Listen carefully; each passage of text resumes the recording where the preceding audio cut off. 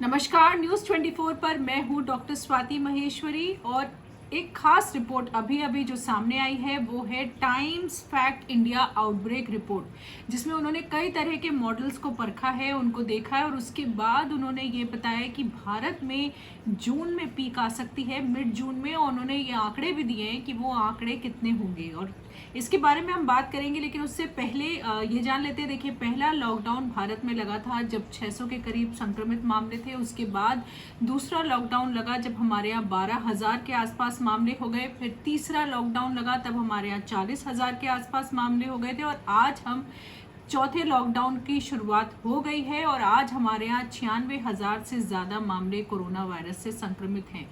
ये जो टाइम्स की रिपोर्ट आई है, टाइम्स फैक्ट इंडिया आउटब्रेक की जो रिपोर्ट आई है, उसमें उन्होंने जारी किया है कि उन्होंने 3 अलग अलग मॉडल्स को परखा। खास तौर से उन्होंने परसेंटेज मॉडल को देखा, जहां उन्होंने इटली और अमेरिका के जो अभी करंट ट्रेंड्स हैं, जिस तरह से वहां पर संक्रमण फैला और बढ़ रहा है, उसका उन्होंने सारा डेटा लिया और उससे एनालाइज किया। उधर उन्होंने चाइना, साउथ कोरिया का डेटा भी लिया और टाइम सीरीज मॉडल्स भी बनाई हैं। और उसके अलावा एक जो सबसे ज़्यादा मॉडल जो कि महामारी के समय में यूज़ होता है, जिसे हम सीयर मॉडल बोलते हैं, उसका भी उन्होंने इस्तेमाल किया। और उसके बाद उन्होंने ये बताया है कि भारत में, उन्होंने खास तौर से ये बात बोली कि भारत में 18 जून के आसपास पीक आएगी। और उन्होंने तब बोला है कि ये जो 2 मॉडल्स उन्होंने ट्राई करे, उसके हिसाब से 2 मॉडल्स के हिसाब से उन्होंने अलग अलग संख्या बताई है कि भारत में कितने मामले संक्रमण के उस समय होंगे जब 18 जून भारत छुएगा, जब वो समय आएगा। और ये देखिए, ये ज़्यादातर जो मॉडलिंग होती है, जो ज़्यादातर इस तरह की जो संभावनाएं बताई जाती हैं, उसमें जो अभी करंट हमारा सेंट्रल गवर्नमेंट का जो डेटा है, जो राज्यों से आने वाला डेटा है, जो डेली आता है, वो जो डेटा होता है, और जो करंट ट्रेंड्स होते हैं, कंट्री का किस तरफ से ग्राफ जा रहा है, किस तरह, उस सारे डेटा को ध्यान में रखते हुए उसका एनालिसिस करके, समीक्षा करके तब उन्होंने इसकी जानकारी दी। और ख़ास तौर से उन्होंने 8 भारत के जो राज्य हैं उनका ज़्यादा अध्ययन किया है और उनके बारे में ज़्यादा उन्होंने जो है घोषणाएं भी करी हैं कि वहाँ किस किस तरह की स्थिति होगी आने वाले समय में। महाराष्ट्र, तमिलनाडु, उत्तर प्रदेश, राजस्थान, केरला, कर्नाटका, तेलंगाना और आंध्र प्रदेश, ये 8 राज्य हैं भारत के जहाँ सबसे ज़्यादा संक्रमण भी है और इन्हीं राज्यों का उन्होंने सबसे ज़्यादा अध्ययन भी किया है।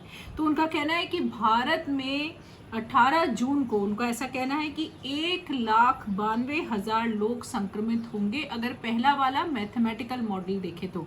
उसके अलावा उन्होंने बोला कि अगर हम सीआर मॉडल देखें तो उससे संभावनाएं ज़्यादा बनती हैं। उन्होंने बोला उसके हिसाब से 2,78,000 लोग भारत में संक्रमित होंगे 18 जून को। और उन्होंने बोला है कि 18 जून को भारत में पीक आएगी, यानी कि तब सबसे ज़्यादा मामले होंगे भारत में और उसके बाद धीरे धीरे ये मामले कम होने शुरू हो जाएंगे, ऐसी संभावना उन्होंने जताई है। उन्होंने महाराष्ट्र, गुजरात, तमिलनाडु, दिल्ली और कुछ भारत के जो सिटीज़ हैं, शहर हैं, उनके लिए भी अलग अलग ये संभावनाएं बताई हैं। जैसे महाराष्ट्र के लिए उन्होंने बताया कि अगर पहला वाला मॉडल देखें तो 55,545 लोग महाराष्ट्र की ये पीक होगी, यानी कि इतने लोग वहाँ संक्रमित होंगे। और अगर ये उन्होंने 10 जून तक बोला है महाराष्ट्र के लिए कि 10 जून तक ये संभावनाएं होंगी। उन्होंने बोला अगर दूसरा मॉडल देखें, यानी कि जिसमें ज़्यादा संभावनाएं हैं, तो 66,814 लोग, उनका मानना है कि महाराष्ट्र में संक्रमित हो सकते हैं। ये पीक महाराष्ट्र देख सकती है। गुजरात के लिए भी उन्होंने बताया है कि 16,983 लोग जो हैं वो संक्रमित हो सकते हैं गुजरात में। और ये गुजरात का ही एक आंकड़ा है जो कि उन्होंने जुलाई तक का बताया है। तो 7 जुलाई तक उन्होंने बोला है कि गुजरात में 16,983 लोग संक्रमित हो सकते हैं। और दूसरा मॉडल अगर देखें तो उस हिसाब से उन्होंने बोला है कि 33,513 लोग उनके हिसाब से गुजरात में संक्रमित हो सकते हैं, यानी कि ये पीक हो सकती है गुजरात की। तमिलनाडु के लिए भी उन्होंने इस तरह से 2 पीक्स बताई हैं अपने मॉडल के आधार पर, जो कि 13 जून के आसपास उन्हें लगता है कि तमिलनाडु में 30,980 लोग संक्रमित हो सकते हैं। और दूसरे मॉडल के हिसाब से अगर देखें तो 41,402 लोग संक्रमित हो सकते हैं, ऐसा उन्होंने तमिलनाडु के लिए बताया। दिल्ली के लिए उन्होंने बताया है कि दिल्ली की पीक 13 जून के आसपास आनी चाहिए उनके मॉडल के हिसाब से, और इसमें 16,446 लोग संक्रमित होंगे। उनको ऐसा लगता है, या फिर जो दूसरा मॉडल है उसके हिसाब से 22,000 लोग की पीक जो है वो दिल्ली देख सकता है, यानी कि 22,000 लोग दिल्ली में संक्रमित हो सकते हैं 13 जून तक। ऐसी संभावनाएं इस मॉडल के द्वारा निकलती हैं। वहीं मुंबई के लिए उन्होंने बोला है, मुंबई में हम देख भी रहे हैं जिस तेजी से वहां पर संक्रमण बढ़ रहा है, उन्होंने बोला है मुंबई की पीक जो है वो लगभग 23,483 लोग की होगी। ये उन्होंने मुंबई के लिए संभावनाएं जताई हैं। और चेन्नई के लिए उन्होंने बोला है कि 13,589 लोग चेन्नई में संक्रमित होने की संभावना है, और ये उन्होंने बोला है कि ये इनकी पीक्स होंगी, यानी कि उनके हिसाब से ये सबसे ज़्यादा संख्या होगी जो वहाँ पर दिखेगी, और उसके बाद धीरे धीरे कम होते जाएंगे ये केसेस। और उन्होंने एक और बात भी बोली है कि उन्हें ऐसा लगता है कि भोपाल, इंदौर और जयपुर ये 3 ऐसे सिटीज़ हैं जिन्होंने अपनी पीक देख ली है। उनके हिसाब से कि अभी तक सबसे ज़्यादा संक्रमण के मामले जो आने चाहिए थे उनके हिसाब से इन सिटीज़ में आ गए हैं, और अब ये धीरे धीरे कम होते हुए देखेंगे, बढ़ते हुए नहीं देखेंगे। लेकिन पुणे, मुंबई, चेन्नई ये सारी ऐसी सिटीज़ हैं जहां अभी पीक आनी बाकी है, जहां अभी संक्रमण उनके हिसाब से और बढ़ेगा, तेज़ी से बढ़ेगा, और उसके बाद फिर जून जुलाई में पीक होने के बाद ये धीरे धीरे नीचे की तरफ जाएगा, यानी कि कर्व धीरे धीरे नीचे की तरफ जाएगा। अगर देखें तो लॉकडाउन लगाना जो हमारे भारत के लिए जो समय से लॉकडाउन लगा उससे काफ़ी सारे फ़ायदे भी हुए हैं, जहां हम एक तरफ संख्या बढ़ते हुए देख रहे हैं केसेस की, लेकिन उस रफ्तार से नहीं बढ़ रहे हैं। और ख़ास तौर से जो international institute of population sciences है उन्होंने जो स्टडी करी है उसके हिसाब से उन्होंने बोला है कि अगर भारत में लॉकडाउन नहीं लगता तो भारत में अब तक लगभग 1.5 करोड़ लोग, बल्कि उन्होंने बोला है 1.7, यानी कि 1,71,00,000 लोग अब तक उनके हिसाब से अफेक्टेड हो चुके होते, उनको कोरोना वायरस का संक्रमण भारत में हो चुका होता।